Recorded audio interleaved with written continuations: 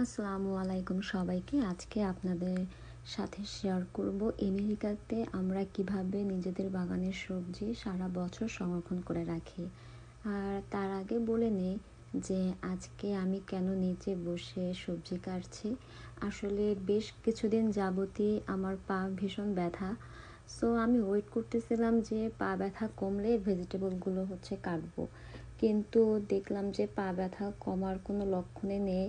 আর ভেজিটেবলগুলো যেহেতু 4 দিন হয়ে গেছে গাছ থেকে তুলেছি, তো এখন যদি না কাটি ওগুলো নষ্ট হয়ে যাবে। তাই চিন্তা করলাম যে দাঁড়িয়ে থেকে না কেটে মানে নিজেকে আর কষ্ট না দিয়ে নিচে বসেই কাটা যাক। আর আমরা আসলে আমেরিকাতে সব রকমের সবজি, যেমন করলা, লাউ, কাঁচামরিচ, তারপরে শাক, এগুলো আসলে সারা বছরই সংরক্ষণ করে রাখি ডিপ ফ্রিজে।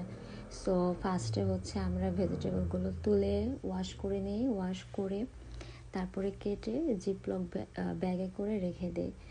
আর এগুলো সারা বছরই খুব ভালো থাকে আর কি। যখন নেক্সট রান্না করা হয় মনেই হয় না যে এগুলো পুরনো ভেজিটেবল, একদম ফ্রেশই মনে হয়।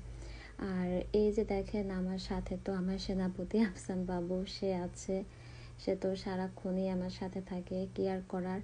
আর আমরা যারা দেশের বাইরে থাকি তারা তো খুব ভালো করে জানি যে শরীর যতই খারাপ হোক না কেন নিজের কাজ নিজেকেই করতে হবে, কারণ এখানে তো আর বাংলাদেশের মতো কাজের লোক পাওয়া যায় না। যত যাই হয়ে যাক নিজের কাজগুলো নিজেদেরকেই করতে হয়।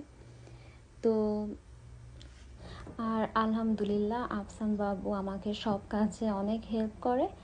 আমার কোনো কষ্টই হয় না, ও আমাকে কোনো ডিস্টার্বই করে না। সো আজকে এ পর্যন্তই। ভালো থাকবেন সবাই, দেখা হবে নেক্সট ভিডিওতে। আল্লাহ হাফেজ।